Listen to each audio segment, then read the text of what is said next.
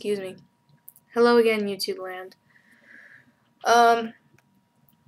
So here's the follow-up to the last long posting, which kind of got me away from the shifting perceptions realities topic I had initially started, but so goes life. The last thing I mentioned last time was about hair product, and my hair is very thin, as you can see. And as you can tell from my coming in roots, my hair is also naturally blonde. But since being a blonde hasn't suited me since ever, as soon as I was able and could afford to, I started routinely dyeing my hair. I did it once as an aberration, fire engine red, when I was in 8th grade, which is when my mother was still alive, and it was, in terms of hair dyeing experience, relatively short-lived. It didn't continue. When it grew out, it was just gone. But after my mother passed away, I think it was within 48 hours, I went out and bought myself a box of L'Oreal Paris Starry Night black hair dye, and whew, there it went. And as you can tell from some of my Facebook pictures and some of my early YouTube postings, I have gone back to blonde for periods of time since then. But to me, it's got more to do with letting my hair recover and, you know, not be dyed for a while, so it's not a continual permanent destruction. It's also why I tried to only get my hair done now that it's long, 2, maybe 3 times in any 12-month period, because I don't mind having roots. I wear my hair back when my hair is long, probably upwards of 90 to 95% of the time, and the 5% that I leave it down, I'm asleep. But the new hair product. When we visited my mom and dad at Christmas, my mom had some leftover WEN, which is the infomercial hair product you may have heard about. And she wasn't interested in finishing it off because it wasn't working for her hair. My mom also has really surprisingly thin hair, like I do. So I tried it for a couple of days, and I thought it worked really well for my hair. I mean, I didn't have the entire system. She didn't have the deep conditioning stuff. She just had the basic WEN product, which is a kind of combination shampoo conditioning substance. So I decided to get it for myself, and you know, if it doesn't work, they have a money-back guarantee thing and blah blah blah, but I was confident it would. But you know, so I used it first time Friday, so today would be what, day 4? And I gotta say, today is the first day where I kind of got as close to the result as I expected as I can really figure my hair is ever going to let me get. Because the first couple of days, I just used it the way you're instructed to use it. The problem is, it instructs an amount for hair my length that doesn't make sense given how thin my hair is. Now, if my hair were thick, you know, if it were in any way substantive, not necessarily on a ethnic scale. I mean, I'm not suggesting I have the same hair as an African American or something. But if it were anywhere approaching thickness beyond what I have, that amount would make sense. But with hair as thin as mine, it doesn't. So this morning, I decided, you know what, I'm going to use a very small amount of traditional shampoo. Just because it is meant to strip your hair. It's meant to pull away the oils and the residues and the buildup. And I used, honestly, a very small amount just to get what felt like buildup of the WEN product on my hair off of it. And it did. I mean, instantly. Using regular shampoo now, I felt it stripping away what was on my hair. But I did that so I would have a quote-unquote cleaner start, because I decided I would use half what is the suggested amount for hair my length, which is kind of mid-long to long. And it worked out beautifully. It really did. I used it the same way for the same time period and the same method that you're supposed to, but half as much, given the thinness of my hair.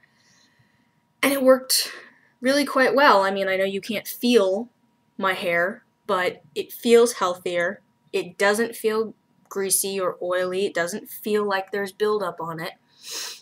I don't do enough in any given day to make having well-styled, treated hair a significant need, but I like that it feels clean.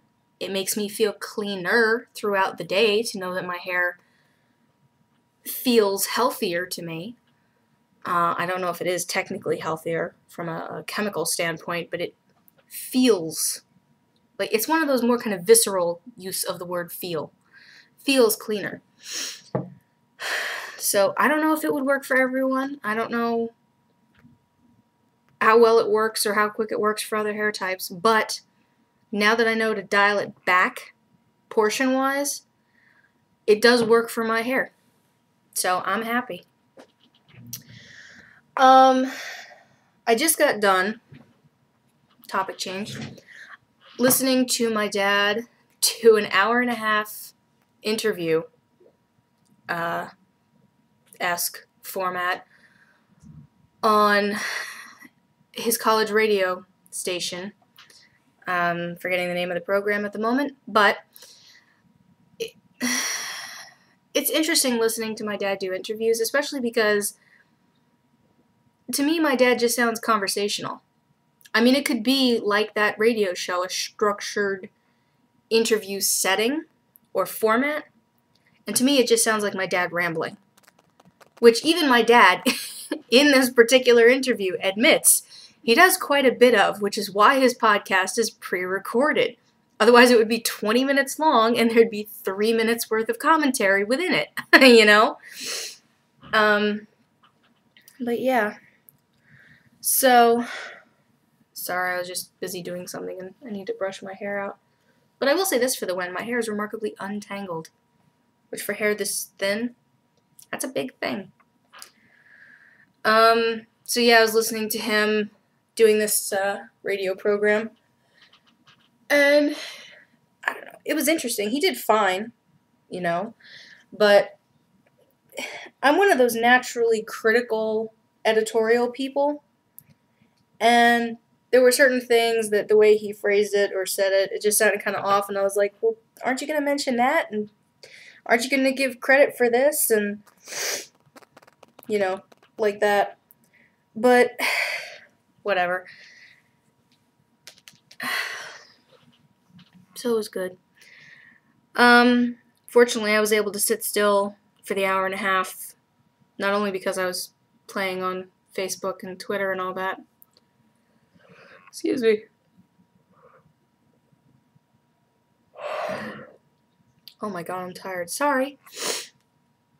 Not only because I was playing on the computer and such, but at the moment, what you don't see is my left ankle wrapped up in an ace bandage, because it snowed over the weekend, and everyone knows about the blizzard in the Northeast, but here's the thing.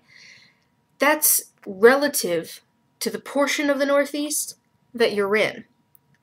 My parents, who are in Maine, got 30 inches, which is significant by anyone's standard. It's 3 inches beyond the record they had set in, I think it was 1979.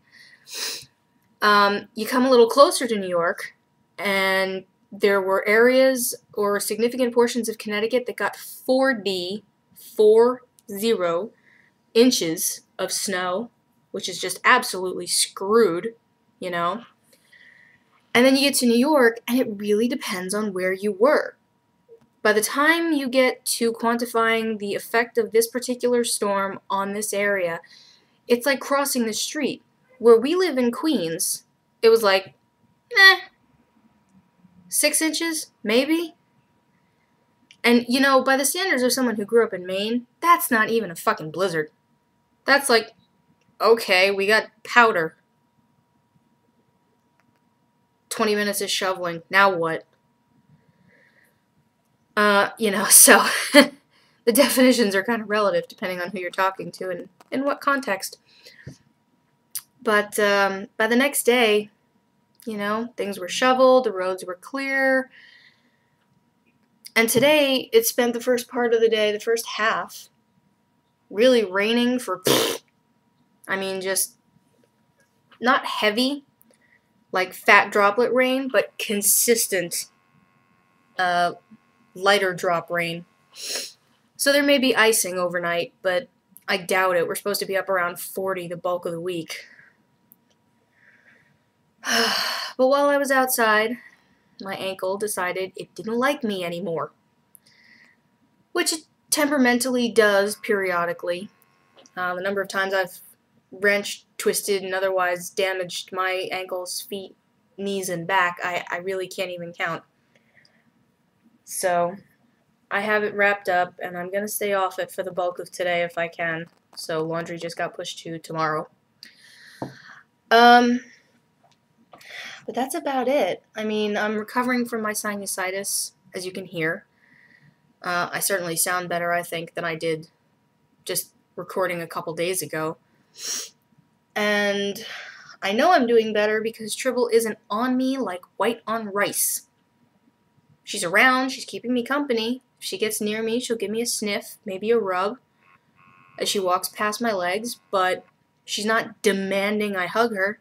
She's not insisting that wherever I lay down, that's where I'm staying for the next 6 hours, 'cause she ain't gonna move. And my philosophy with cats has always been a very classically Egyptian one.